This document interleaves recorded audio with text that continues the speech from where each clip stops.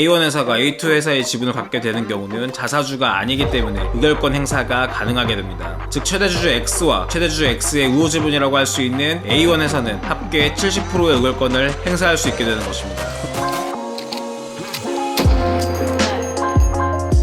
안녕하세요, 여의도 사냥꾼입니다. 요즘 정부에서 한국 주식 주주가치 제고에 대한 의지를 보여주면서 저PBR 주식들의 움직임이 좋습니다. 오늘은 기존 국내 자사주 제도가 해외에 비교해서 어떤 문제점을 가지고 있었는지 살펴보고, 지난달 금융위원회에서 발표한 자사주 제도 개선 방안이 여전히 문제를 해소하기엔 턱없이 부족하다는 점을 말씀드리겠습니다. 회사가 자사주를 취득하게 되면 유통 물량이 줄어드는 효과가 있기 때문에 주당 순이익이 올라간다는 점에서 주주 환원의 일종이라고 볼 수 있습니다. 과거에는 채권자 보호의 측면에서 자사주 취득을 원칙적으로 금지하고 예외적인 경우에만 할 수 있도록 허용하고 있었지만, 2011년 상법 개정을 통해 배당 가능 재원의 한도에서 자사주 취득을 자유롭게 허용하는 것으로 자사주 취득 제도가 도입되었습니다. 그러나 국내의 경우 그동안 자사주 취득은 주주 환원의 측면에서 이루어졌다기보다는 기업을 지배하는 대주주의 입맛에 맞게 활용되어 왔죠. 그러다 보니 이제는 국내 주식시장에서는 소각이 전제되지 않은 자사주 매입은 언제든지 다시 유통될 수 있다는 점에서 주주 환원 효과가 미미하다고 인식되는 듯 합니다. 오늘은 그동안 자사주 제도가 어떤 식으로 주주평등의 원칙을 해쳐왔는지를 쉽게 설명해 드리겠습니다. 아시다시피 기업의 분할에는 인적 분할과 물적 분할이 있습니다. 국내 주식시장에서 물적 분할 이중상장 이슈로도 문제가 많았습니다만, 자사주 활용과 관련해서 문제가 되는 것은 인적 분할의 경우입니다. 예를 통해 설명드리겠습니다. 건설화학회사 A의 지분은 대주주 X가 40%, 일반 주주 Y가 30%, A 회사가 자사주로 30% 소유하고 있었습니다. 이 경우 자사주는 의결권을 행사할 수 없기 때문에 대주주 X는 7분의 4의 의결권, 약 57%죠. 일반 주주 Y는 7분의 3의 의결권을 행사할 수 있는 상황입니다.